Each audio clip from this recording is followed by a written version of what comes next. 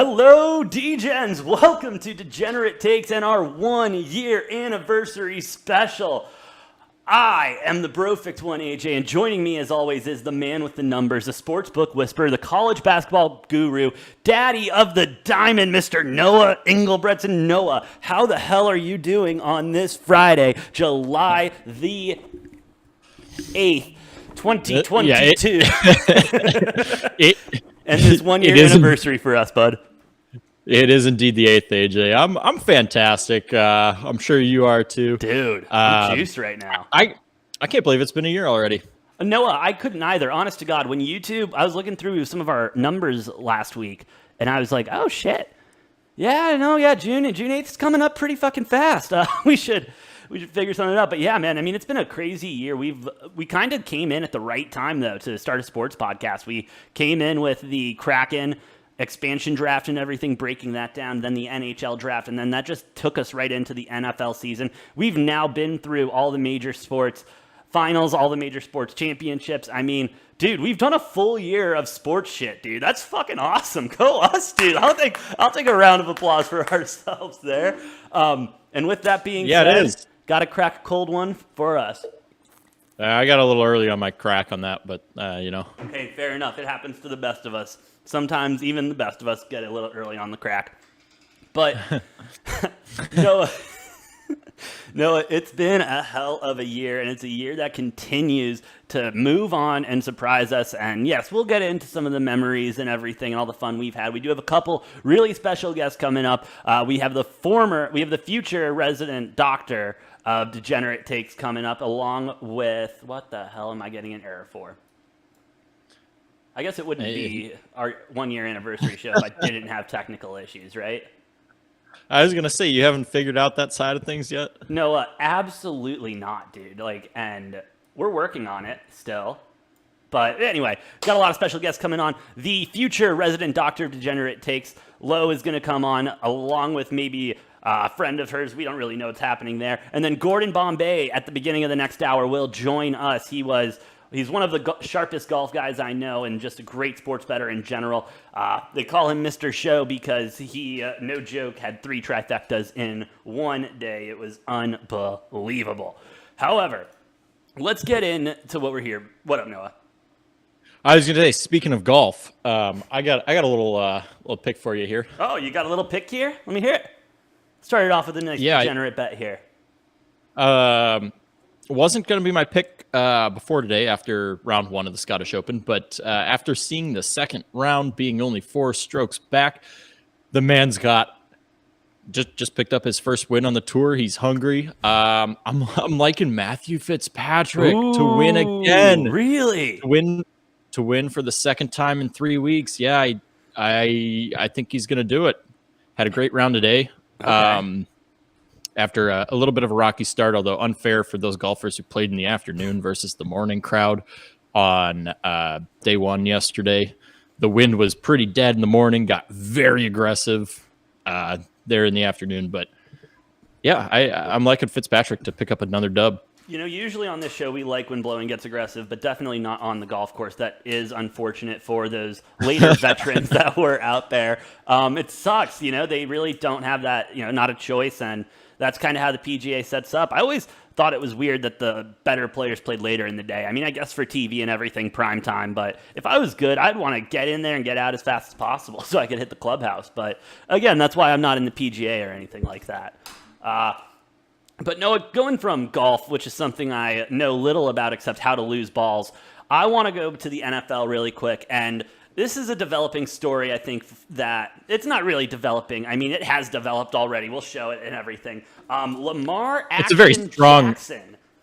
Very strong story. Very beefy. Very beefcake story, bro. Lamar Action Jackson coming in, and he just was like the other day, I'm just going to go ahead and show everybody in the world how freaking ripped I am. I mean, bro, look at his arm. Dude, he's going to just truck some people this year. Yeah. I think this is big. Like, he looks really strong. Reports are that he's put on about 15 pounds of muscle this offseason. So not only is he bigger and stronger, reports have been saying he's a little bit faster. Shut up. He is not So, faster. Lamar cannot get faster. So, the crazy thing for me, I see this, I'm looking, right? And he's got like the 9th or 10th best odds for MVP. How? 20 to 1 plus 2,000 for you out there. I love it. I'm going to be all over that because if he is stronger, bigger, and faster, I mean, give me a break. Like, dude's going to win another MVP. No, seriously. I mean, and well-deserved. And we'll see what happens this year. Let's remember, the Ravens last year had more people in the hospital than I think any other NFL team has, especially to start the season. I mean, it was rough going out there, and they still put together a pretty good campaign. Yeah, and, they barely missed the playoffs, but that was because Lamar got injured, and he missed some games. No, absolutely. He's definitely the most important player on the Ravens, and I'm tired of the whole, like, everybody going at him. Lamar is just a glorified, running back who throws the ball. He's not. He's a quarterback. He's a great quarterback, and he's maybe the best dual threat quarterback we've seen. Oh, yeah. And if you disagree with that, just look at the fact that Michael Vick has called him the great dual threat quarterback we've ever seen.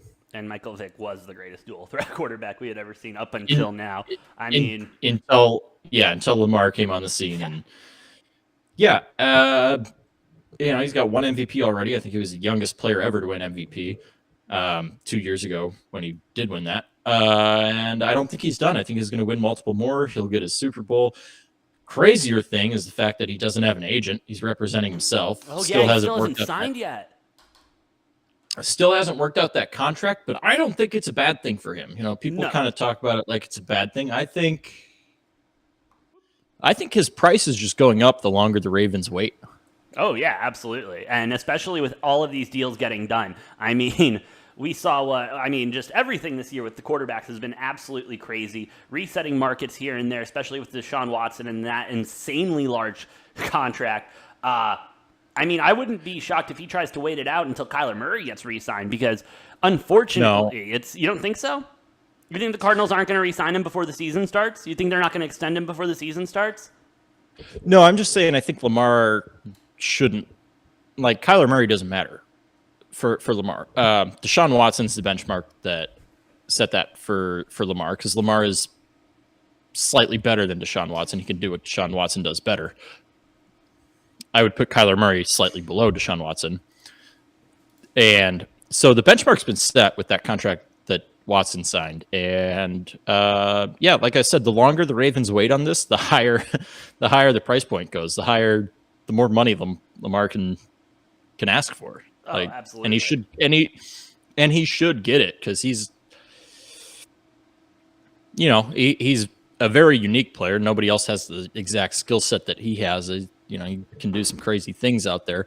But I also would say he's definitely a top 10 and potentially even a top 5 quarterback in the league. So he should get that top 5 money. Like, he should be making $40 million a year. Oh, absolutely. And I think Lamar Jackson especially has one of the better cases to make when it comes to that. He is the Patrick Mahomes to the Ravens. I mean, he is their Patrick Mahomes. He is their, I believe, $500 million quarterback. I truly believe that. I think Lamar Jackson has deserved that money. I think he'll get that money. And honestly, I can't wait to see how many Brinks trucks they need to back up to his house in order to deliver that check, bro. It's going to be insane. But, dude, shout out to Lamar. Getting bigger, getting better every single day. And that's one thing, we talk about a lot about quarterbacks, especially when they're first in the league, especially when they are more exposed like Lamar Jackson. That guy runs around like an absolute animal. And honestly, putting on a couple extra pounds, especially of just muscle, bro, that is 100% USDA beef there, brother. He is definitely feeling it, and the Ravens are going to be dangerous this year. The Ravens, let me correct myself. Ravens are always dangerous. The Ravens are going to be just a little bit more dangerous this year, and I am beyond stoked to watch it. With that being said, Noah, it's been a crazy year in sports. It really has been, especially when we think about the year long that we have been covering it. And that got me thinking, especially this whole year benchmark. What is my favorite story that we have covered over this year? And Noah, we have covered literally everything and anything when it comes to sports. And I gotta say, I gotta keep it in the NFL. And I gotta shout out our boy, because he may be the most degenerate head coach the NFL has ever seen. And just what an absolute ride from signing to finish. Of course, I'm talking about our boy Urban Meyer. This guy is an absolute animal. First, he comes in and signs Tim Tebow. He signs Tim Tebow. And that's where we should have seen kind of the signs of, oh shit, this is going to be really bad. Because then he was talking about, oh yeah, it's a competition and blah, blah, blah, blah, blah. There was no shot that Tim Tebow was starting over a guy that actually has been playing in the NFL. And then we get to the regular season, bro, and that shit just got wild. Okay, yeah, he started losing a bunch of games. He proved that he couldn't handle it. And when shit got a little too hard on Thursday Night Football, he was like, yeah, I need to go see the grandkids. I need to unwind. Again, unheard of by a head coach in the NFL. But the best part of the story, the best part of the whole story up to this point, was that he lied about going to see the grandkids. He lied about seeing the family. Instead, he called up his boys and he said, hey, boys, I still got a chop house downtown. How about we go suck some down? And so what did they do? They went there, had a couple drinks, and they went to the dance floor. Shouldn't have gone to the dance floor. He said that multiple times. Shouldn't have gone to the dance floor and ended up with double guns, baby, and one, holstered with a nice co-ed. I'm sure she's doing great in college now, but hope she graduates and everything. But if not, I bet you get some money from Uncle Herb. And then the press conference afterwards, just everything. It was such madness, bro. And then he kicks a kicker. Kicks a kicker, bro. I couldn't write that better if I was trying to write an NFL comedy show. I really wish it would have been a full season of Hard Knocks in the Jaguars camp so we could see just the absolute, Could you imagine? Could you imagine if the Jaguars were the ones instead of the Colts? It was the in-season Hard Knocks. Holy shit, oh dude. My God, that would have been beautiful. That would have been. You couldn't write a script better than that. No, you couldn't. That would have been fantastic. And HBO is kicking themselves in the ass. Like, yeah, the Colts were contenders and everything. It would have been fun to see them make a run.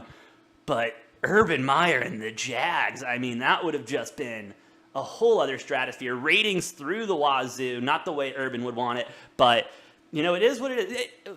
I got to ask, though, was there a report out on whether he went to divorce court or not? Because if his wife stayed with him after this, shout out, because I'm sure he took it on the shins when he got home. Yeah, no, I'm pretty sure they're still together and everything. The whole family's still together, but yeah. Love out here. That's great. Good for him. But yeah, that was one of the crazier things I think that possibly could have happened all season. Hope that it doesn't happen again. And the upsetting part, though, about the Jaguars and Urban Meyer thing was that it took away from the generational talented quarterback that is Trevor Lawrence. And maybe it was a good thing because we weren't talking about, oh, Trevor Lawrence is shit, he's a bust, he can't make it in the NFL. No, instead, we were distracted by the absolute train wreck that is Urban Meyer.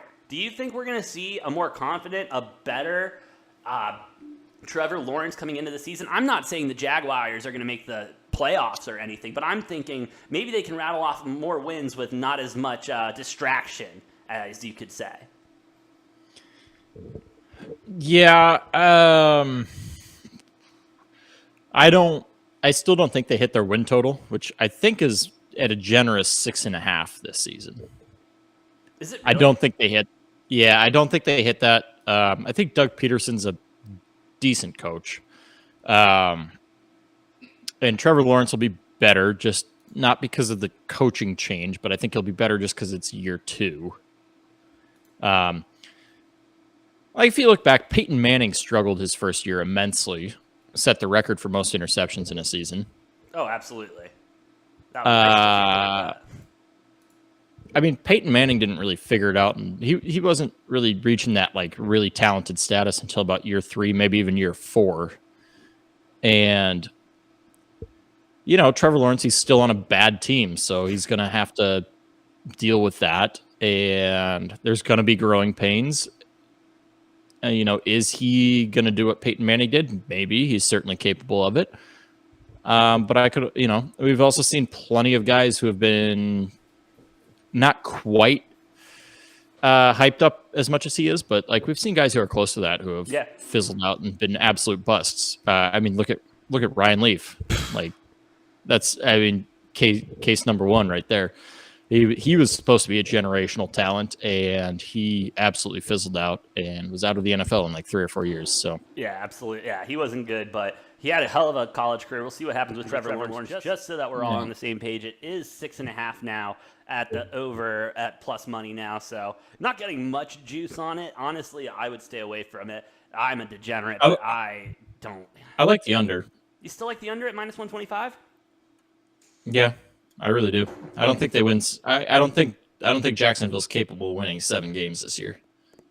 Yeah, fair enough. Fair enough. I mean, and DJ Chark's gone too, right? He got out of there and he went to Detroit, right? That sounds right. But they paid Christian Kirk, up the ass. All the ungodly money. Paying him $21 million a year for Christian Kirk. No. What do you think is a worse run franchise, the Jaguars or the Brownies? Because the Browns have really out-browned themselves in this situation, but the Jaguars just seem to throw money everywhere and anywhere and not give a shit. I'm gonna have to go with the Browns still. Yeah. Gotta go with the Browns. They just keep finding a way to out-Browns themselves. It's unbelievable. Especially getting nothing for Baker. They probably could have gotten something for Baker at some point, but no, they instead walk away with a $10 million check and maybe a 5th-round pick. Like, go Brownies. Way to be. Especially because they're paying Baker almost $600,000 to try to beat them week 1. That is awesome, dude. Week 1 suddenly went from everybody waiting for Tampa Bay and the Cowboys on Sunday Night Football. Now we just want to see Baker Mayfield go off against the Browns. That would be legendary, my dude. Can you imagine? I mean, if the Panthers win, then the Browns just paid him $600,000 to beat them, to hand them an L. That'd be awesome.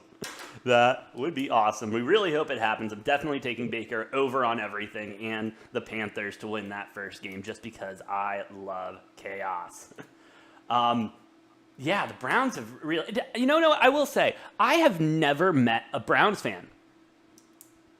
I have met, especially as my job back when I was working at the sports book, I met so many fans from everywhere, bro. Teams I've never even heard of. And I have yet to meet a Browns fan. And you've met one?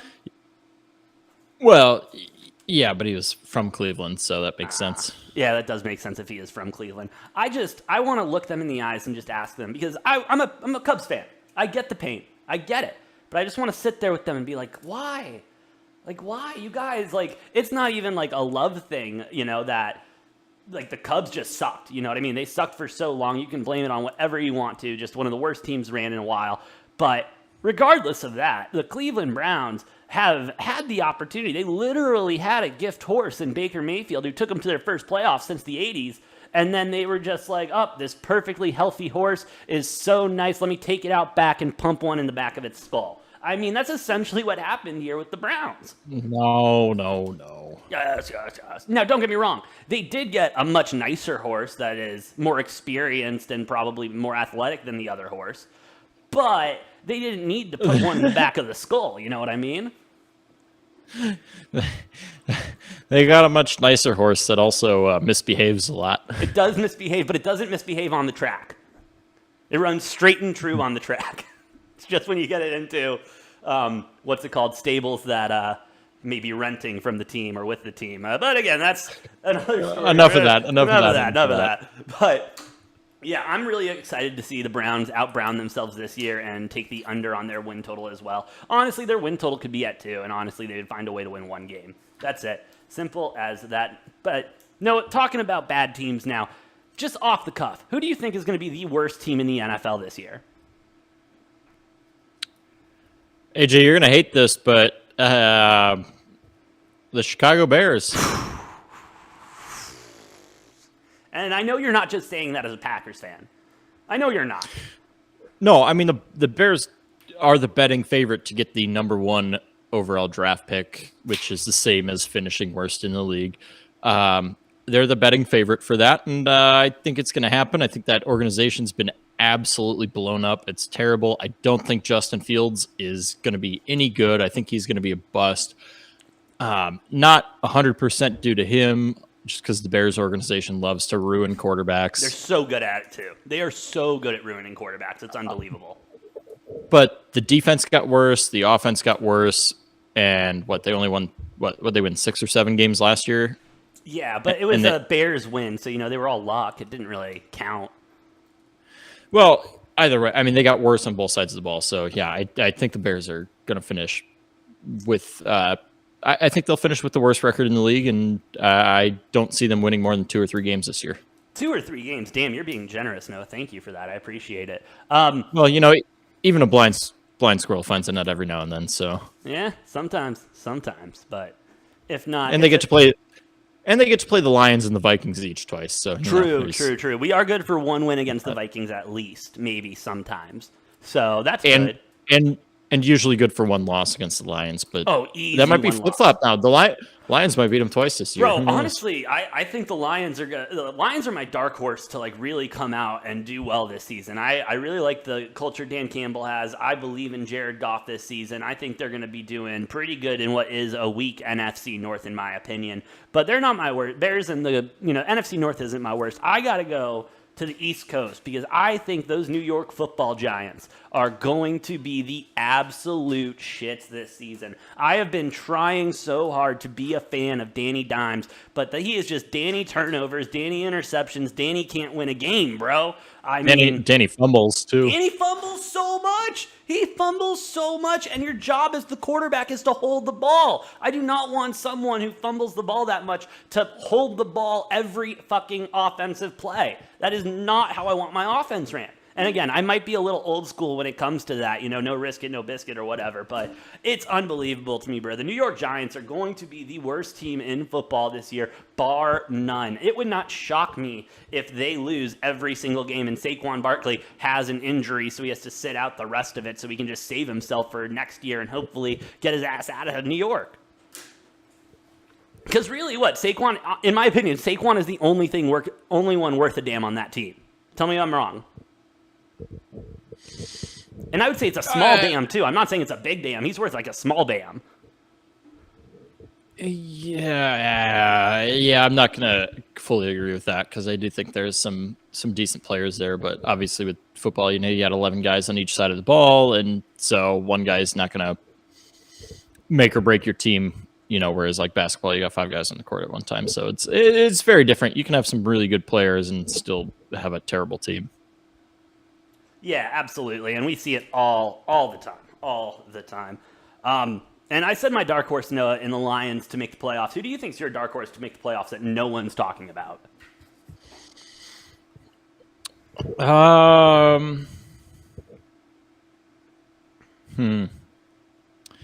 That's a really good question. I'm gonna have to go with the Saints. Ooh, the Saints. Yeah, I think Jameis has a tremendous season. They've stacked them up with really good receivers. They've got an okay offensive line. I think the Saints are going to challenge the Bucs for that division, which is something not hardly anyone's talking about. I think the Saints are going to make a run there, and I see them as a 10 or 11 win team probably. Their over under for wins is at 7.5, which, by the way, I think that's an absolute lock to take the over. If you look at last season, before Jameis got injured, before he tore his ACL, they were 5-2. I think he had I think he had a 16-2 interception to turnover ratio, which is unheard of for him. Yeah, not bad. Maybe 16-5. I don't remember what the exact number was, but he was playing really well. He had the highest quarterback rating in the league before he got injured. To that point. No, and people love. It's funny. Jameis is so polarizing. People love to shit on him, and then people people in the minority like me like to absolutely probably talk him up more than I should. But it baffles me how many people hate on Jameis. He's not that bad. He was just in a bad system. He never had a good system. He's never had a good coach. Yeah. And now that he's got Sean Payton, who's known as the quarterback whisperer, and you know, there's probably some truth to that. I don't know that I'd go as far as calling Sean Payton that, but there's probably some truth to that. And now you got a healthy Michael Thomas, which, by the way, he did all this last year without Michael Thomas. True. Got Chris Olave, who I think was who has the potential to be the best rookie out of that receiving class. And then they brought in Jarvis Landry, so he's got absolute weapons to throw to. I think the Saints are going to be a dangerous team. That defense always seems to be pretty good, top 10 in the league almost every year. Yeah, watch out for the Saints. I don't know how their win total is at an over-under 7.5. That seems absolutely criminal. I think they win 11 or 12 games this year. I agree with you, bro. I think everyone takes too much account into how bad that offense is going to be. This is a defensive team, and defenses win championships. But the offense isn't even going to be bad. It's going to be a good. Not going to be good. No, it will be good. It's going to be great. They got Alvin Kamara, Jameis, who's a decent quarterback, and then, like I said, you got Michael Thomas, Chris Olave, and Jarvis Landry as your receivers. I don't think they really have a tight end in there, but that's neither here or there because they got three really good receivers, top 5 running back, and you know, Jameis is a good quarterback, and they got a decent offensive line. The Saints are going to be dangerous, and people are just ignoring the fact that over 7.5 wins is no fucking brainer. That is the easiest money you can ever make. Well, we'll see about that because I agree with you. I think the Saints are going to be good. But however, the Alvin Kamara, you know, we don't know what's going on with Alvin Kamara and his legal situation and how many games he's going to get suspended. Michael Thomas, we don't know if he's going to be the same player coming back after surgery. We really don't. I think there are a lot more question marks on the offensive side of the ball than there are on the defensive side on the ball. I trust that defense, and I think that defense is going to win them more games than the offense will. I think we're going to see a lot of low-scoring games out of the Saints. But neither here nor there, Noah. We got a long time until we got to worry about that. I guess training camp starts off in what, 2 weeks? 3 weeks? Pretty soon here. Dude, thank God. I have missed football so much in the USFL. Let's talk. Okay. What was your biggest bust of the year, Noah? Because in my opinion, it was 100% the USFL and how boring that league turned out to be and what a disappointment it was. Yeah, I might have to agree with you there. I mean, yeah, it was. I don't know. I probably had my expectations higher than I should have for that. Maybe. But yeah, it sucked. It wasn't fun to watch. No, it wasn't. And like no fans. Like, I mean, playing in one city and no one wanted to go to the games. I mean, it was hard, but I get it. It was cheaper and everything. They tried to still do it. I mean, they succeeded. They made it through a whole season, made it through their playoffs. I haven't heard that they're folding it yet. Yeah, well, it was low budget and it felt low budget. Like, no, absolutely felt low budget. Now it's like that's the truth of it. You know, nothing wrong with like having a lower budget, but like it felt low budget. Like you tune in and watch it. It wasn't a great product most of the time. And, you know, hardly any fans, small stadium, playing in Birmingham, Alabama. Like, it just was, it was so meh. No, I agree with you, bro. I agree with you. It was disappointing, low budget. But you know something that's not low budget, Noah? What? That would be our brand new Degenerate Takes online web store, dude. Holy crap, that's right. We have a store, we have merch to show off how degenerate you want to be. Everything from this classic tee all the way up to our Degen brand and some fun stuff out there. Noah, you even got your own shirt. You got a Sportsbook Whisperer shirt right there. Hell yeah. Let's rock it, baby. Let's rock it. Go to Degenerate Takes Shop. Go ahead and Google that, and it'll take you to the link, or link right down below in the description, where you can also follow us on Twitter, myself at Brofict1, Noah at _Engelbretson, and Engel Money Train for all of his locks. Noah, how's Engel Money Train been doing? Because last couple nights, I mean, we took the, who was it? Was it Astros 2.5 with the juice? Yeah. Took that yesterday, and I took the Yankees with juice today, -2.5. Ooh, -2.5. Yep, taking the Yankees at the Red Sox -2.5. That was an interesting Tonight. game. Yeah, we're already getting Yankees. We're getting Yankees Red Sox tonight. That's going to be a hell of a game to keep throwing back these beers for and celebrate our 1-year anniversary, brother. It's going to be great. I'm trying to get our first guest lined up. Technical difficulties, of course, are ruining this show. No, it's what we do, though. We're really good at technical difficulties. Yeah, you are. Well, hey, maybe how about next for the next year? You run all the tech stuff, and I will just come on in and No, that's okay. I'm cool with putting up with some of the technical difficulties. Perfect. I mean, yeah, it's not too bad. We always get through them. We're degenerates here. We figure shit out no matter what. Noah, let's talk about something else that's a little degenerate. What would you say is the most degenerate bet you've placed this year? I think I know what that one is.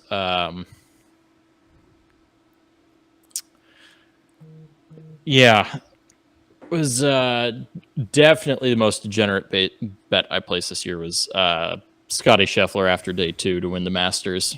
I've never gotten a call from you like that before.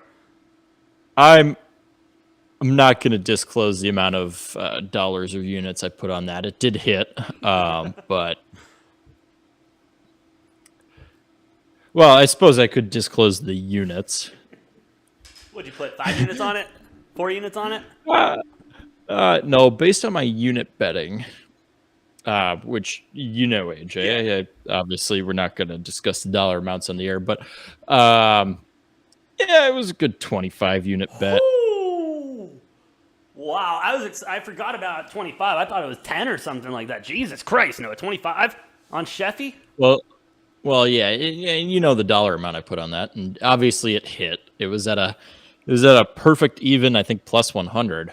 Scheffler had a 3-stroke lead after day 2, and yeah, we cashed that one out. Yeah, catch that one out nicely, dude. That's awesome. Yeah, I mean that has to be my pick because that was the largest bet I've ever placed in my life. So. Well, then that takes me to the largest bet I've placed in my life, and it was not on a majors. It was not on the biggest game of the year, Noah. It was week 2 of college basketball, and it was, I don't even remember the school because it was such a small school. It was definitely one of those, up there in New York, but they happened to have a basketball team. They were like a plus 400 underdog. And I threw like 8 units on it for me. And I never really go higher than 2 or 3 units unless I'm really feeling good. 8 units on this motherfucker.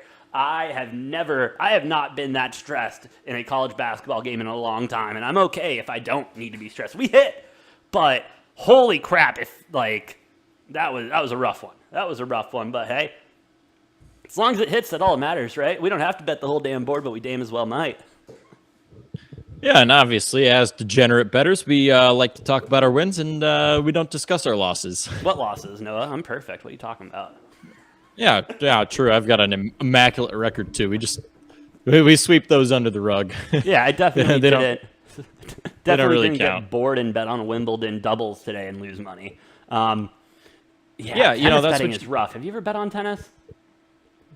I almost put a bet on Rafa. Oh yeah, Rafael Nadal. I'm glad I didn't because apparently that injury that in like the 3rd round that he sustained. Oh yeah, like because he withdrew and then the other guy got an automatic advancement because apparently he tore something in his abdomen or something like that. Yeah, he has like a 2-inch tear in his abdomen. Like it's not nice. Like it is. Like he's not feeling good. Yeah, well, and he played a whole match, or not a whole match, a whole game, I guess, in the quarterfinals with that torn abdomen, and then I guess he got it looked at and didn't play the semifinal and gave the guy an automatic advancement. I'd imagine we'll see Djokovic probably take this home, which is too bad because I think Nadal was setting himself up nicely to potentially have a Grand Slam. Won the first 2 out of 4 majors this year, and he was playing really well. And sorry, what are you saying? And yeah, I was just saying it's too bad that he had to withdraw from that because of the injury, but No, it absolutely. especially getting older and maybe not having that many years left of good tennis left in him. He's felt like he could maybe get the Grand Slam this year, but nope.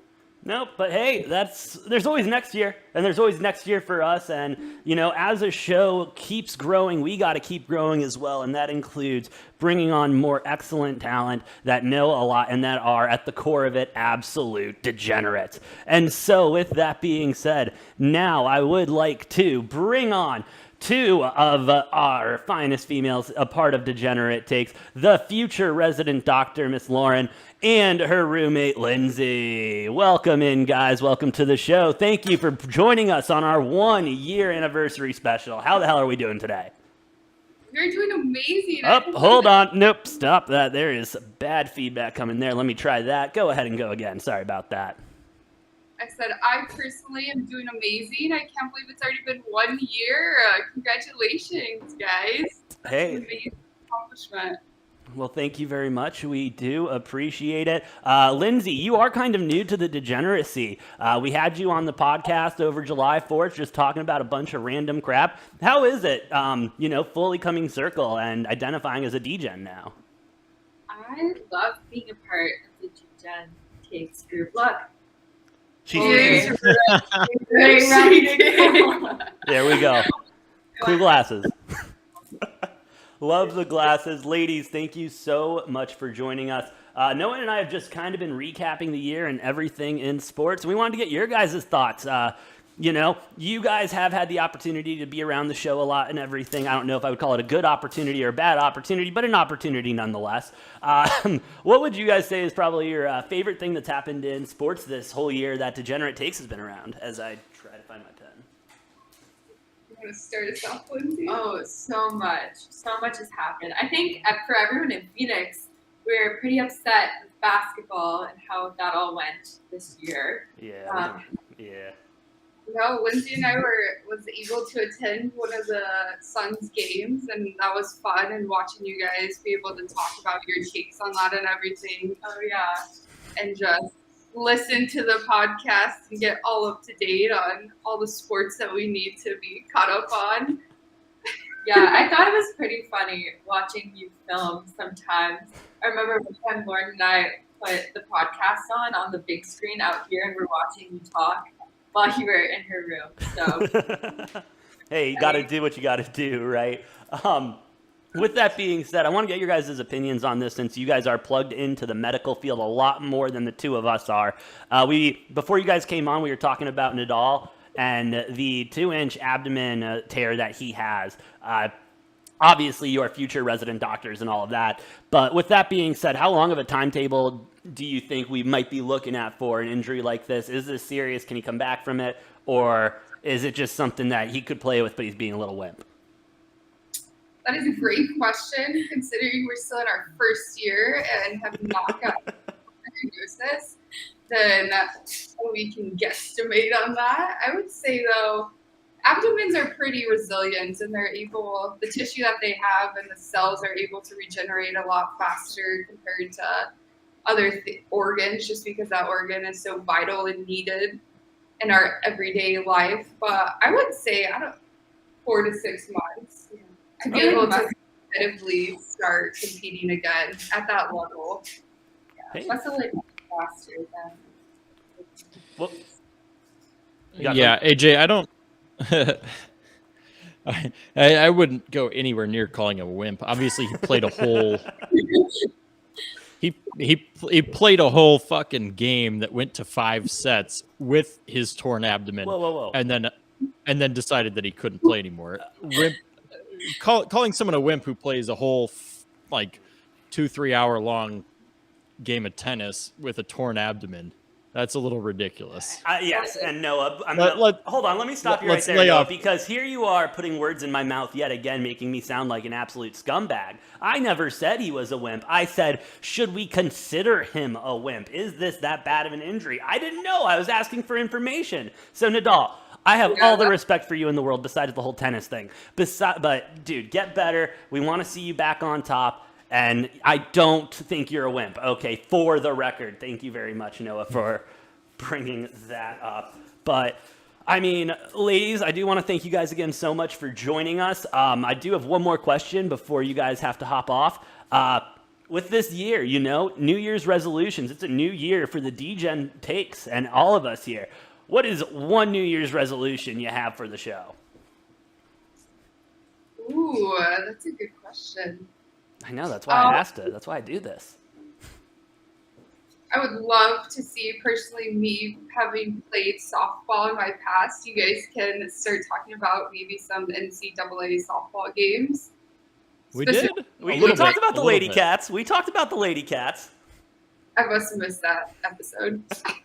It was for about 5 minutes, so it's all good. Yeah, I don't know. I know you're more into lacrosse, and Lindsay, I'm sure, loves that. Having played lacrosse herself. We do love the Lax. PLL has the All-Star game coming up this weekend in the skills competition. It's going to be epic. We love to see it. But yeah, awesome. Ladies, thank you so much for joining us. Thank you for being a part of the show and helping us grow as we continue this degenerate journey. Do you have anything to say to the Degens before signing off? Keep being a Degen. Never stop. As always, Degen for life. We love it. That is going on the next shirt, Degens for life. How did I not think of that one, Noah? How did I not think of that one? Next job.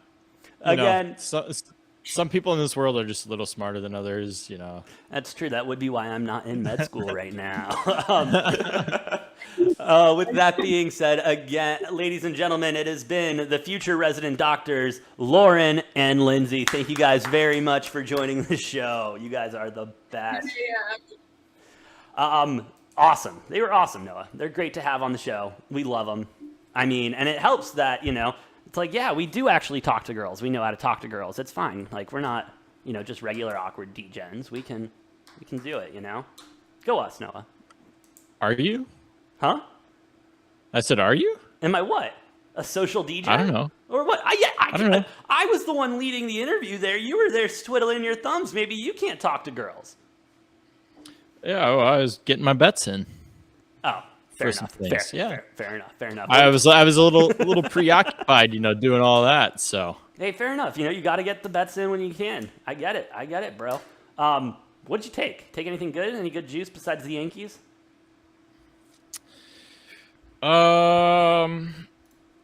yeah, man, what did I get in here? I took a couple of I think hit props here. Hit props? Yeah, I've got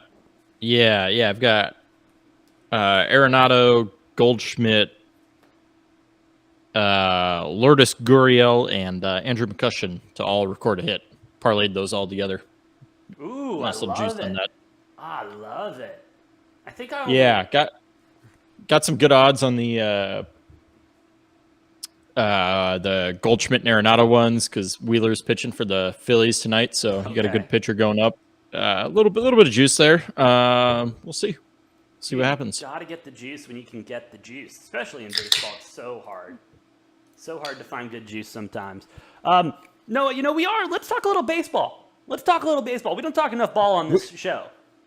And we haven't in a while, so yeah, I've been meaning to talk some baseball. So you know, let's go. Let's dive into it. Let's get at it. You want to start on the good spectrum or the bad spectrum? Oh, I don't know. I mean, we got 30 teams. Where do we start? Let's start with the shit, Noah. Who do you think's the worst team in the baseball, and why is it the Chicago Cubs? Oh, it's not the Cubs. No? No. I'll give you the Cubs might have the worst pitching. Yes. Terrible pitching. Holy crap. Which it's interesting. You know, the Cubs, they just finished a series with the Brewers. My grandpa was just in town, so I was hanging out with him a bit. One of the biggest Cubs fans you'll see watches probably 150 out. You know, he's in his 80s. He's retired. He watches probably 150 out of the 162 games every year. You know, he might miss like 12 because he misses one here or there. But I was just talking to him about how like Cubs and the Brewers have very opposite problems. Obviously, the Brewers are doing okay with a slight lead over St. Louis for the division, but Cubs have terrible, terrible, terrible pitching, but their batting lineup's not that bad. No, Like absolutely. they're capable of putting up runs, and the Brewers, it's kind of the opposite. Like their pitching's really good for the most part, and the Brewers have been struggling to put up runs. Not quite. They haven't been struggling quite as much to put up runs as the Cubs pitching has been. Cubs have, Yeah. I think they have the worst team ERA in all of baseball. Yet they're probably still better than 6 or 7 teams overall because they do hit the ball very well. They have a Yeah. pretty good batting lineup. They have some really good young talent. I don't know. What are your thoughts on the Cubs there, AJ? As our resident Cubs fan, Cubs and Chicago, Arizona, you're pretty split in pretty much every sport. But Yeah, I just love misery, Noah. I love all my teams to either be really good and just choke at the end of it, or just absolutely give me no hope whatsoever out of the gate. The Diamondbacks have been really good at that. The Cubs continue to be good at that. I love overs. I love betting on the overs with the Cubs because, like you said, their bats do get so hot. But they're a great over team because they hit the ball well and they suck at pitching. So that's a perfect recipe for overs. Oh, they're so bad at pitching. It's terrible. Just terrible. Like, I really feel like sometimes they could not find the strike zone if they tried. And even with these umps just being the absolute worst and calling everything in their mom a strike, I mean, you really, like, they can't even win that. It's terrible. It's terrible. I hope the Cubbies can get it figured out. I do love my boys, but it's one of those things. Who do you think is the worst team then?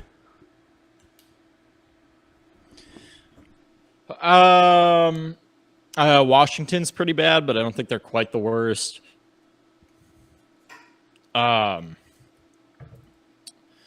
I gotta. No. The Reds they got off to that 3-27 start, or no, Yeah. 3-21. I think they started 3-21, but the Reds are since then. Hang on, I'm pulling up what their current record is. Go ahead, and while you do that, Lauren in the chat, she just left us. She can't believe that we're calling Cubs one of the worst teams in baseball, naming worst team. And I said the Dodgers because FLA, and she disagrees with me on that. If you are listening right now, drop something in the comments, anything, and we'll be happy to talk about it on this 1-year anniversary special. Yeah, so the Reds started 3-21. They are 26 and 33 cents. So they're a little under 500 cents, but they just got off to a historically bad start. Yeah. The Reds definitely aren't the worst. I mean, Detroit and Kansas City aren't very good, both of those being in the Twins division, but that's a pretty weak division, so they're hanging in there. I think it's got to be either Washington or Oakland, or probably. Oh, I forgot about the A's. They are so bad at baseball. They are really hoping that Kyler Murray doesn't sign and goes to baseball. Yeah, and they haven't been that bad as a thing, but they completely sold off their entire roster, and they just, I think they got tired of being a fringe playoff team. Half the years they'd make it, half the years they wouldn't, and they dove full straight into a rebuild. They got a lot of picks, a lot of really good prospects.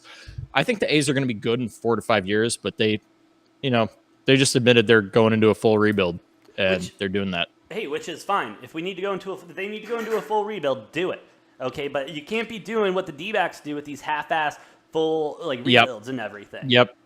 There's nothing worse than a team that won't admit they need to go in a rebuild, and the Diamondbacks have been stuck in that for a while now. They're kind of rebuilding, but kind of keeping hope. And the truth of it is they're tied with the Rockies now for last place in the division. They should get rid of any of the players that are playing well, get good future pieces, and that's been the problem with the Diamondbacks though, is they never commit to a full rebuild. They try to do whatever. And granted, the Twins were in kind of a similar position, and they did a very unorthodox thing this year. where Yeah, they spent after a money. bad year, instead of going into a rebuild, they decided. Well, so they had 2 or 3 really good years before last year, which was an awful year. And instead of going into a rebuild, they're like, we're just going to dump a bunch of fucking money into this. And they're in first place in the division. It's working. They're playing good ball. It pains me because the batting lineup's really good. The starting pitching is, I think, 3rd or 4th or 5th best in the MLB. But our relief pitching is so terrible. Oh, so bad. Twins have blown more leads in the 8th inning or later than any other team in the MLB this year. That's not good, bud. Not good at all. Yeah, if we had a bullpen, we'd be right up there with the Yankees and Dodgers and Mets and Astros. But, yeah, and if the D-backs had a decent ownership, we would be winning World Series every year. But can't always get what you want, huh? I do want to go ahead and shout out to the comments real quick, because there is one commenter that we got to shout out, and it is the one that has driven us and kept us going when we had nothing to talk about during those many long hours of college basketball. Is it Tuna? It is Big Tuna in the chat. He came in and said the 1-year anniversary would not be complete without recalling my epic call that the Jayhawks would win the tournament. Tuna, you are completely correct. What, Noah? What? I just want to put out the fact that I think we established that Big Tuna picks the Jayhawks every single year to win. But hey, he was right this year. He put in his first futures bet and won. I mean, you can't take anything away from him on that. I can't. No, I can't disagree with that. And he is the reason that Baby J is here in the studio. So, I'm sorry. This is Big J, but just shrunk down, the official KU sign or whatever. But Baby J still gives me nightmares. You do know, AJ, if Arizona ends up joining the Big 12, we're going to have to get rid of that because... Yeah, we can't be supporting the opposition there. No, can't be supporting our rivals if we're going into the Big 12 and joining that conference. We can't be having a Jayhawk in the background of our live.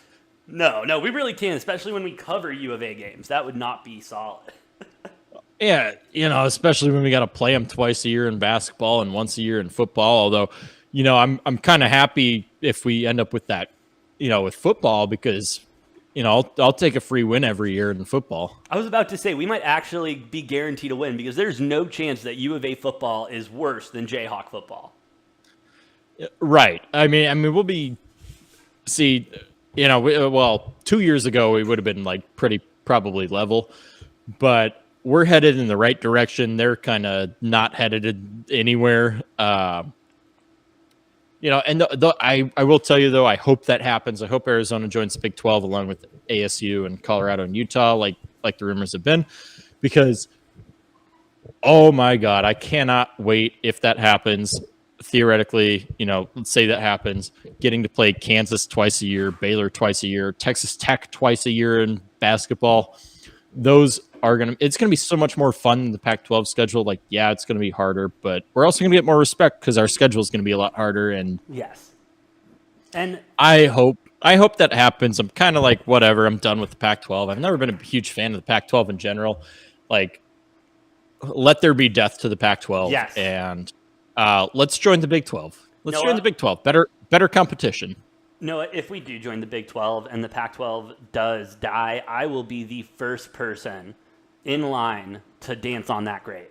I would dance on that grave, do the biggest jig I can think of, and just go berserk, because the Pac-12 sucks. Pac-12 network sucks. The TV deals suck. All of it sucks. There's nothing good about the Pac-12 except the University of Arizona. Yeah. Not that we're biased or anything. Well, my thing with that, too, is obviously, it's not going to be the same as, Duke, North Carolina basketball, no, or, Michigan, Ohio State in football, or Auburn, Alabama in football. But I could see,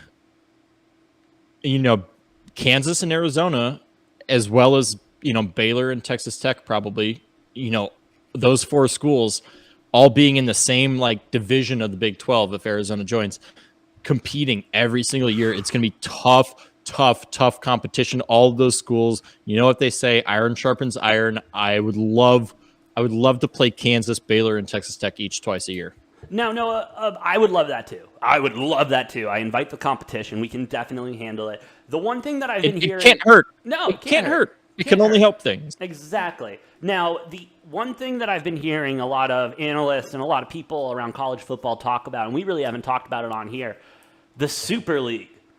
The thought that we are going to have one huge conference with, all the big boys, the Alabamas, the LSUs, the Ohio States, the Michigans, the USCs. We're going to have all of them under one roof, and then we're going to have essentially the underlying thing and the death essentially to the NCAA, especially with NIL coming in. NIL just speeding all of this up. Also, shout out, if any player out there wants to be NIL sponsored by us, we will give you a shirt.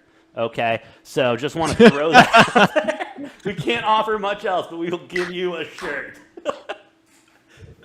No money, but yeah, we'll give you a free shirt. We'll pick up your bar tab every once in a while, like as long as it's not like crazy. But yeah, we'll give you a shirt, pick up a bar tab every once in a while. We'll get in the NIL game. We don't give a shit. But yeah, I mean, I kind of like the idea of the Super League and everything. We get everybody everyone who's really good under one roof and everybody else under another. Because Noah, I am sick and tired of waking up on a Monday to handicap college football, and I have to see Alabama minus 42.5 against bumfuck nowhere state. Well, this is the interesting thing about that, relating to football especially. I think with these conferences expanding to 16, 18 teams, they're going to have to play less non-conference games, which I like. Yeah. It's going to make for more entertaining football.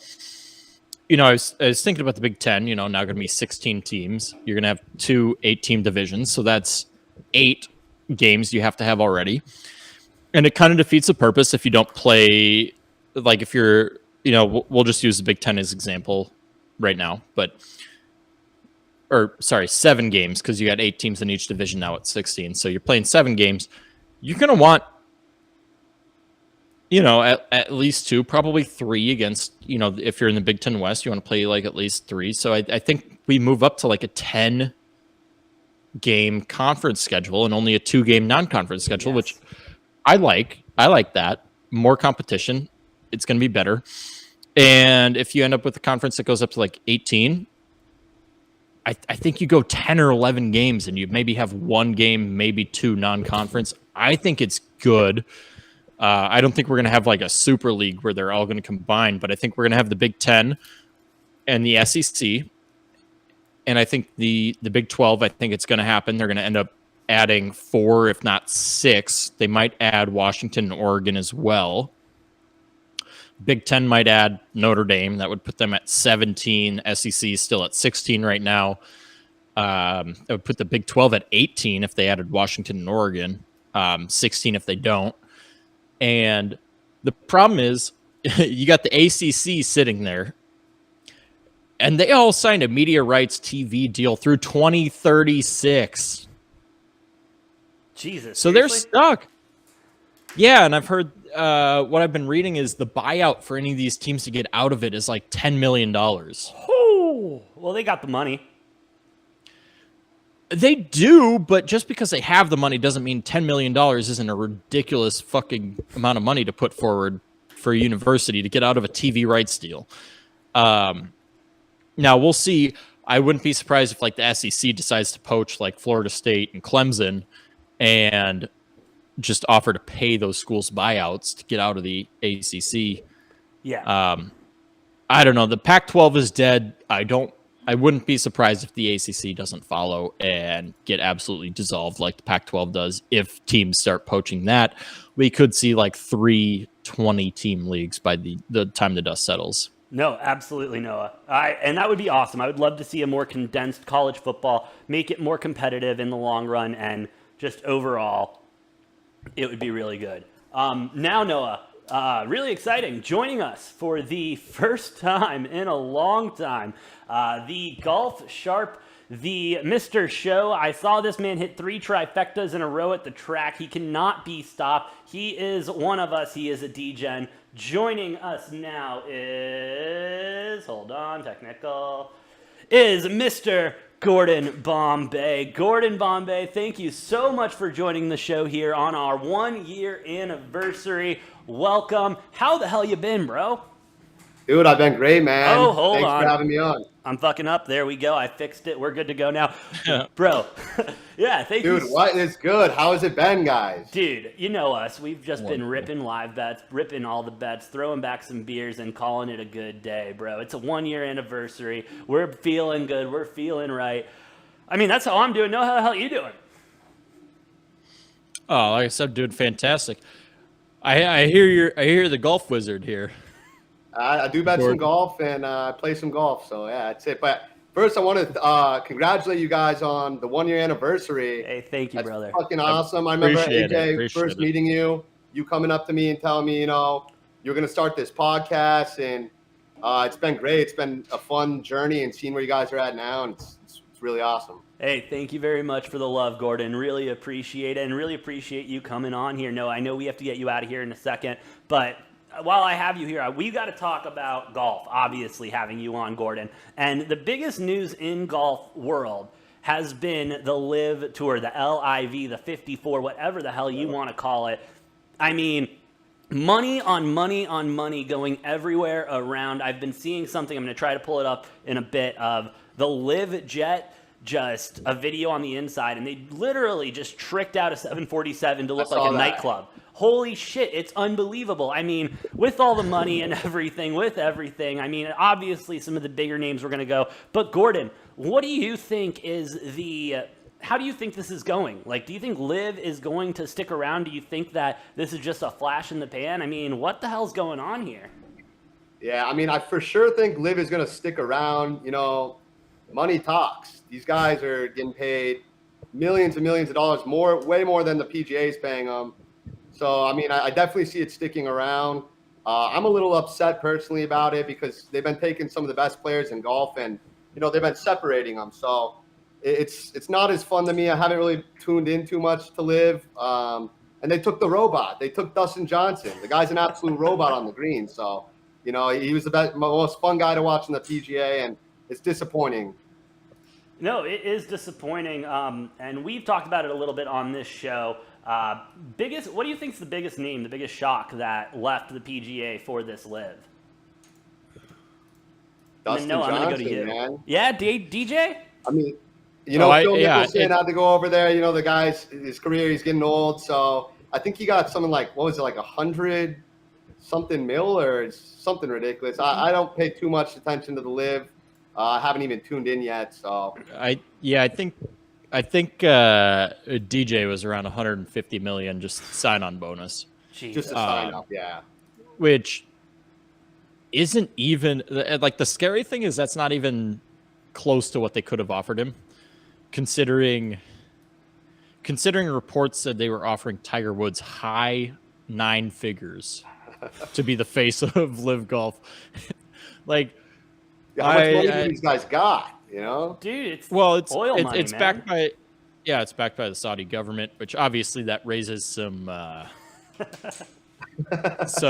some debate and some concern on whether or not this money is clean. Like, what's funding this?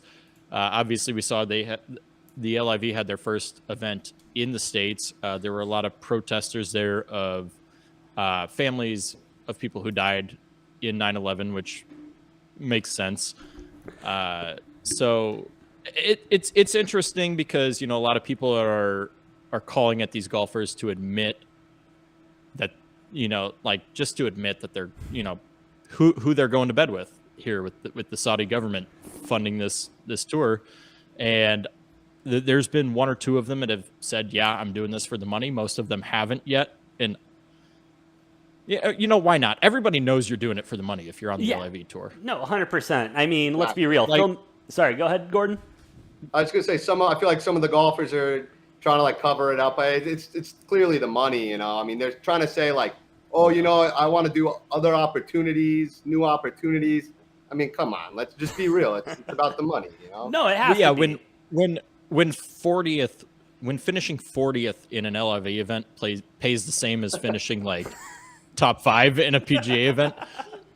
Like stop trying to lie. Like who are you fooling? You're obviously in it for the money, and most of these golfers that have gone over there are older and washed. They haven't had too many top 5, top 10 finishes in the last 5 years. Like they're clearly in it for the money, and I don't know why they won't admit that. Yeah. Like, and I mean, we all know like- Phil's a degenerate gambler. We know he's doing this so he can finally pay off his debts and everything like that. I mean, it's a lot of stuff that we can just connect the dots with, And I just can't believe how much money they paid just to get these names on. Because I understand it. Someone has name value and you bring them over, but you look at Liv and their numbers. I tuned in for maybe a minute last week in the Oregon Open or whatever the hell they called it. 30,000 viewers, bro. And I guarantee you each of those viewers were only watching because they had money on the event. Like, and I mean, and hey, if it is the tournament for the Degens, that's fine. But you should make John Daly the face of it and not Phil Mickelson. John Daly is much more likable. I saw a meme on Instagram, and it was the final scores of the day on like day 1 of the Live, and it was like someone had shot 116. It was a joke. Shut up. But I was like, is this serious? Like, how do I sign up? These guys getting paid shooting 116. I'll fly out there right now. What are you shooting right now, Gordon? Oh, mid-80s. Mid-80s balls lost, or is that like your actual score? Because that's how I count my golf scores, balls lost. It depends. Hey, AJ, we don't all lose 24 balls in a round of golf on 18 holes. Dude, no, I usually lose them in 9. It's fine. That's why I got to get another box at the turn, I'm shooting lower than the temperature here in Arizona. If that means anything. That means a lot. Depending on it depends on the type of year or time of year, but I was saying there should be a rule. If it's over 100 degrees and you're golfing, you should get 2 strokes to 3 strokes off your scorecard just because of the heat. It's so ridiculous. So when the waste management comes around, everyone should just start -3? Pretty much, yeah. If it hits 100 degrees, yeah. I love it. We don't see it a lot in February, but it can happen. It has happened. I mean, you guys have anything else to say about Liv? I really feel like we've beaten this horse to death more than the Saudis have, but that's another conversation for later and everything. I think it's going to be around for a while. Like you guys said, it's too much money backing it, and it's too much FU money, and that's what it is at this point, is FU money. Got all the money in the world, let's spend it. Now, sorry, Noah, what? yeah, I had to ask Gordon. I don't know if you're tuned in at the beginning of this, but how are we feeling about Scottish Open here? I'm really liking Matthew Fitzpatrick, only down 4 strokes here. Yeah, I think the weekend. The conditions were crazy tough today. Tringale, I think I saw something that he had over 140 foots worth of putts made yesterday. I mean, the guy made like a 40-foot putt today. Anything could happen in that tournament. I think he shot like a +3 today. Fitzpatrick, even Schauffele's in there, and it should be a good finish come Sunday. Oh, it'll be a hell of a finish. Gordon, do you have a pick in that one? I do not. I've been laying off ever since the Thigala meltdown. At Travelers, it just really ruined me. He was up, probably the worst beat I've had in a while. I don't know if you guys tuned into that. He was up a stroke going into 18. Oh yeah, I was in hefty on Schauffele, so I was about shitting my pants there, and then it worked out in the end. So when I was talking to one of my buddies that week, and I asked him, he works for PXG. He's a really good golfer, and I asked him, I was like, who's some up and coming golfers? And he said Sahith Theegala. So that next morning, I woke up, and the tournament was on the East Coast in Connecticut, the Travelers, and I woke up and Thigala was in the lead, and I'm like, shit, I got to get down on this guy. I put one bet down on Thigala. He was still plus 5,000. And then Sunday, I'm watching it, at my favorite restaurant. He's up a stroke going into hole 18, and he double bogeys to lose. I could believe it, but I didn't want to. Absolutely. And we will get into some more bad beats later. Noah, go ahead. I was gonna say, and that is why you listen to your caddy that you're that you fired. Just hit it out of this, get it out of the sand. Well, yeah, that hole 18 for anyone who's watching, if you didn't know, right up on the lip of that bunker, his caddy was telling him to play it out in the fairway, and He went for it. and he was disagreeing with his caddy. He said, "I'm going to go for it." Hit it straight into the lip of the bunker. Ended up just where he was with the first shot. He was stepping over the ball for like, I swear, 2 minutes, like kind of going back and forth. Dude, in golf, you got to go up, you got to hit the ball and move on. Well, and listen to your caddy. Listen to your caddy. Well, I'm not a good golfer. Maybe I need a caddy, and then I'll start being a better golfer so I can have someone to listen to, and it's not just my dumbass like, oh, this looks like a 7-iron, when really I should be using like a 2. But with that being said, Gordon, we're going to continue on for a couple more minutes. Noah, I do want to get you out of here. I know you have got to go do some stuff. Thank you for joining us, Noah, on the 1 year spectacular. Thank you for helping me get this to a year. Somehow we're still here and still driving, bro. Hell yeah. Hey, tell you Degens out there, buy some fucking merch. Buy the merch. Links in the description down below. It's dope. My favorite's that Degen hat. Love it. I'm going to be getting one for myself. Oh, go ahead and do yourself a favor and get that. And yeah, hey, Jay, it's been a great year. Let's keep it going. Hey, we got another year in us, so let's get going. Let's get recharged with a nice weekend off and coming back strong on Monday, brother.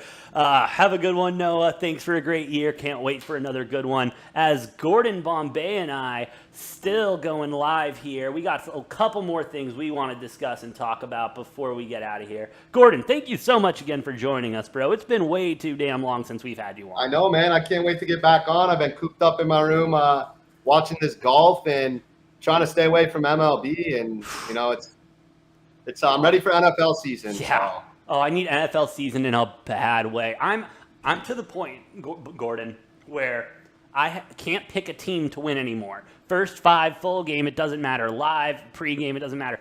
I'm just taking pitchers on strikeouts now. That is all I touch in the MLB now because it's all such bullshit. And even then, I'm still getting fucked left, right, center. We'll get into bad beats a little bit later. Yeah. But we were talking earlier today, and one thing that you brought up that I didn't really notice, and I just wasn't paying close enough attention. The NBA draft that happened this last couple weeks. I was all over Twitter. Noah and I were doing a live stream, and obviously you have Woj, just his page just pulled up on my side computer, because who else am I going to trust when it comes to NBA news? And then about, what was it, an hour or 45 minutes before the draft, just shit went crazy betting-wise and everything. Yep. I don't know why. Gordon, will you please break it down for the Degens on why we are not fans of Woj when it comes to betting? Yeah, I would like to start off with absolute fuck Woj. I'm going to have to mute his tweets or something. I still haven't done that. Thanks for the reminder. Yeah, I got you, bro. But Woj, so it was a couple hours before, maybe an hour before the draft. He tweeted out. I have the tweet here. So it was in the morning. He goes, as team boards finalized today, the 1, 2, 3 of the NBA draft is increasingly firm, per sources. Firm. Jabari Smith to Orlando, Chet Holmgren to OKC, and Banchero to Magic. So the guy tweets that out. And I was a pretty big Woj fan, He's usually got some good intel. He's right on it. And I love that quick news, that quick information before everyone. That's what I love. So, I believed in him. I think Smith was about plus 115. There was people that had him plus 115, and he moved to minus 1,200 on FanDuel, actually. I was looking at the odds. And I think Banchero moved to like plus 450 or even like plus 550. And now I do want to stop you really quick, Gordon, because you and I do have both experience in a sports book, working in that environment and stuff. And we watch lines all the time when we were there. I don't think I've ever seen odds shift like that. Like, that's insane. No. And it's crazy because it's one guy who tweeted and moved the whole market that much. So it was wild. Minus 1,200. It went from plus 115 to minus 1,200 just after one tweet. That's insane. That's unheard of. And then what happened? So then, so that's not all of it. So, after that, minutes before the first pick of the NBA draft, he tweets out that the reports that Banchero is going to go number 1 to the Magic. So then Twitter just all hell broke loose on Twitter.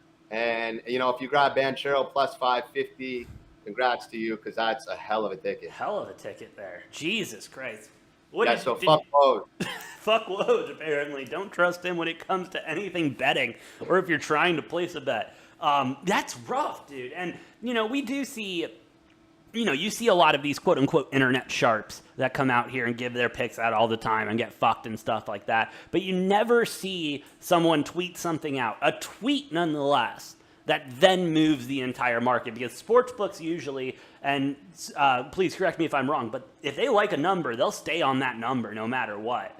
And so for them to be just as freaked out about the draft as everyone else and just having that one tweet change the entire gambling landscape at that point is unfreaking believable. Is that the time we're living in now, Gordon? Is it really just going to take a tweet to move a line? It is. I've seen lines where LeBron James has been ruled out and the line will move maybe 2-3 points. And that's LeBron James. That's one of the best players in the NBA. Yeah. This is, some guy sitting on his couch tweeting out per sources that are wrong. So it's interesting. Rough. Now, really quick, and then we'll move on to the NFL. You brought up LeBron James, and I was looking through some NBA futures because I got bored and wanted to bet some money. And the Lakers are 5th favorites in betting to win the title next year at plus 1,000. Gordon, why would that be the worst effing bet you could ever take? Because everybody in the world is probably betting that, and the Lakers suck, man. They're so bad. Look at what happened last year. They're so bad. And so what? Yeah. All of a sudden, everything's just going to mush. Like, AD is going to get healthy and stay healthy all season. Russell Westbrook is going to find out how to make a shot. Like, I couldn't take that. I'm not taking that. I'd be surprised. It'd be nice to see how much of the public have been betting just that side. I bet it's like at least 60%. Oh, absolutely. Definitely 60-70% on the Lakers there. And they probably also bet on the Cowboys to win the whole thing and Duke to win the whole thing next year too. So shout out to them and their losing tickets. With that being said, we talked about the Cowboys a little bit. NFL has been absolutely crazy this offseason with everything going on. The biggest story, I think, the Browns being the Browns and out-browning themselves. We don't get into legal aspects or anything like that. We're fucking degenerates. We don't know shit about fuck when it comes to that. But when it comes to the football aspect of it, how can the Browns recover, bro? Because I honestly, and we'll see what the suspension is and everything like that, but what? It should be interesting. I was going to say, I was tuning in earlier when you were talking about the Browns and saying you've never seen a Browns fan. And honest to God, I don't think I've ever met a Browns fan in my life, nor seen someone wear a jersey here, let alone. Now, I take that back. I have one best friend who's a Browns fan, but that's it. Hey, shout out to him in all of his misery. Honestly, and all of those Browns fans have to be so disappointed because they went from winning a playoff game and being a competitor to now spitting in that quarterback's face, kicking some dirt on him and then getting nothing for him in return. Like, this was a number 1 overall draft pick who I believe has played like a number 1 draft pick in a shitty situation. And they got less than the Texans got for DeAndre Hopkins. Yeah. NFL should be crazy this year, man. I've been waiting for. We got a couple more months. One of the teams I've been scoping is the Dolphins. Really? They picked up Tyreek Hill. Yeah. They got a Texas A&M wideout, Eric Ezukanma. They got Tua, Jalen Waddle, Mike Gesicki. They just picked up a couple running backs, Chase Edmonds, Sony Michel, Raheem Mostert. Their offense is going to be nice this year. People are sleeping on them. No, they are sleeping on him. I mean, I will say I've been sleeping on him. Shit. Plus 135 to make the playoffs, and over 9 games won -125. But I like them both, man. Hey, that's not a bad line at -120 for 9.5, especially being in that division and how strong the AFC is this year. And really quick want to touch on that, and then we'll touch on one other thing. I know we got to go. The AFC West. Holy shit. I mean, what an arms race to just get defense, get wideouts, get quarterbacks. I mean, there's been so much movement just in the AFC West. But I have a feeling that kind of like the NFC West in the last couple of years, they're just going to kick the shit out of each other and no one's going to be left standing at the end of the year. What are your thoughts on the NFC West, and how do you see that kind of situation playing out? Because I think Russell Wilson is still going to be the most sacked quarterback in the league because he's got to go up against the likes of Khalil Mack, Max Crosby, and Chandler Jones 4 times a season, you know? It should be interesting, you know. It should definitely be interesting here. Don't have too much to say about the NFC West, so. AFC West. Or the NFC and AFC, yeah. Fair enough. Don't have much. Fair enough. Gordon, let's move along. We talked about one of your bad beats earlier. Would you say that was your worst beat of this year Degenerate Takes has been around, or have you had something worse? I would probably say that was my worst beat. You know, I really thought, you know, they were giving me the cash out option. I was looking there, and I didn't take it. I was like, dude, this guy's got to stroke up, going in the hole 18. You know, he could bogey it and still win the thing, and that's fine. And he totally just messed up. What's would you say is one of your worst beats this year? God, that's a hard one. It would have to be. Probably no. I've had so many bad beats. I'm just gonna say the worst beat of my career, and this doesn't go down to someone played bad or anything, or like it was a bad call, just a bad team. I was very heavy on the Suns to win that Game 7. I was very heavy on that. I was very heavy on the third quarter money line as well. I was very heavy on the first half money line, and I was heavy on the full game money line because I didn't trust them with the points or anything like that. And then they just tapped me on the shoulder pregame and said, hey, AJ, by the way, fuck you. And we're going to go out here and put up goose eggs all day. So I won't even talk about the same game parlay that I lost by literally a fucking mile. But yeah, that one was just demoralizing, honestly. It was. The Suns were just so fucking bad in that game. It was unbelievable. You know, and just the whole vibes in Arizona the whole time, the whole season, it was totally our year. And to go out like that was extremely disappointing. It was terrible. And Gordon, you know, we've covered so much in this half hour you've been on, and thank you so much again for joining us on our first anniversary show. Follow the man at _Gordon Bombay for some of the best degenerate takes you will ever see. This man knows his shit. But we did touch on briefly that you and I have experience working at one of the largest sportsbook operators in the country. And, you know, obviously we got stories for fucking days on bad beats and good bets and large bets and everything. But what would you say is the craziest thing you've seen in a sports book? Whether it's a bettor, someone acting a certain way. We won't talk about Robe Guy yet. We'll save Robe Guy for another episode. But besides Robe Guy, what would you say is the wildest thing you saw in a book? Oh, man, working for the sports book was great. Every day was wild there. You know, you'd see something wild every day. I saw a guy hit a 16-team parlay one time, and they had soccer. It was the same soccer team. So let's just say it was like FC Barcelona, and they had the lines out for the next day, like a week later or like a couple days later that team plays. So he was parlaying each team to win, like that game, win this game, like 2 days later.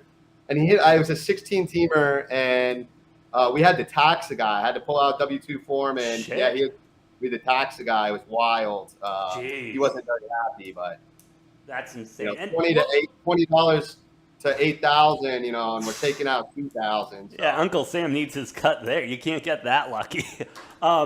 And what would you say is now we were, you know, everyone in a sports book, when they come in and place a bet, they think they're the shit. They think they know what they're talking about. They have the edge. And we found that to be very false with literally everybody. Is there anyone that sticks out in your head that, you know, was a sharp of sharps and knew what he was doing and that would actually move a line? 10,000% yes. Oh, Two guys. It was yeah? a group of, I won't say their names. If you worked in the sports betting industry, you've probably encountered these guys, whether you know it or not. Yeah. But these guys would move line. These were the best sports better I've ever seen. When it comes down to the sports book and professionals and stuff, my whole time working there, I never really saw any like pros. You know, we saw winners, people getting lucky. Some people knew their stuff. I didn't really see anyone that really stuck out to me besides these two guys. These guys would come in late night betting college basketball games. Small teams like Abilene Christian, Bellarmine, Bryant, teams like that. And they'll come in, you know, a guy comes in, he's like coked out. It's what it seems like. He's all just all over the place. Like, hey, you ready? Like, hey, you know, first thing he says to me, don't tell anyone my picks, okay? All right. But I know this guy's been a winner that's been coming in. So he comes in and he starts betting these totals. You know, Bryant over 146.5. I want Bellarmine minus 3.5. And this guy was winning a lot of money. Holy shit, dude, racks on racks, if I remember, right? Yeah, racks on racks. The traders even were, you know, alarmed and delaying bets and, you know, canceling his bets, lowering his amounts. They did everything they could. This guy is still winning.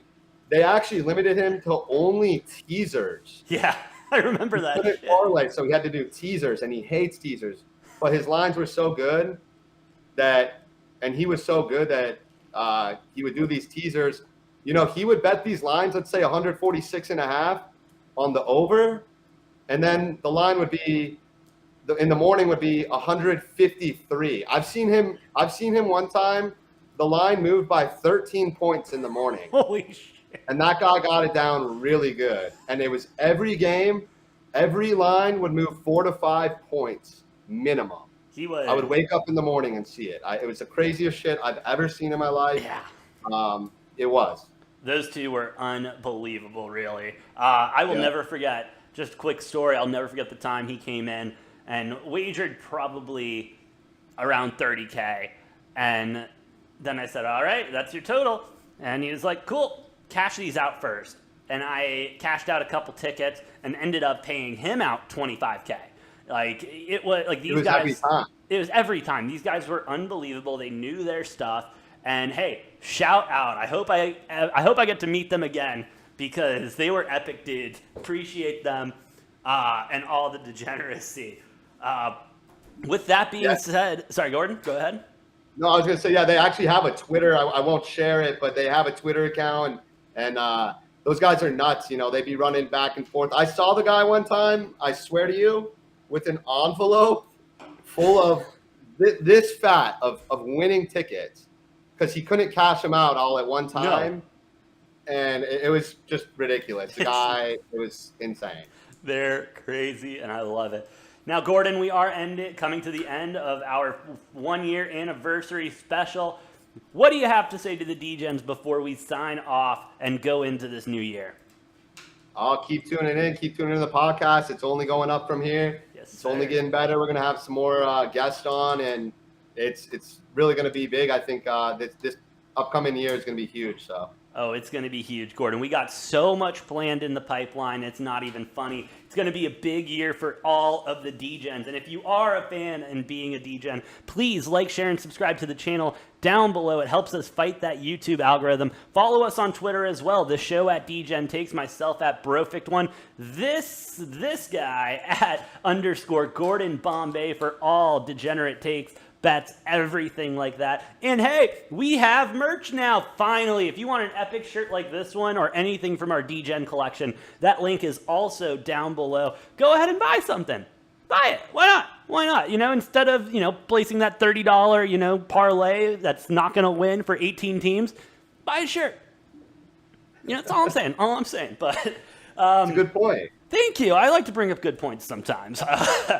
With that being said, to all of our listeners and subscribers, thank you so much. None of this would be possible without you. Please be a friend, tell a friend, so we can be doing our 2-year anniversary special a year from now.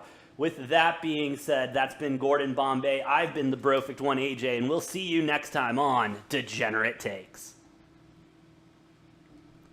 And we're clear. Thank you so much for coming on, bro.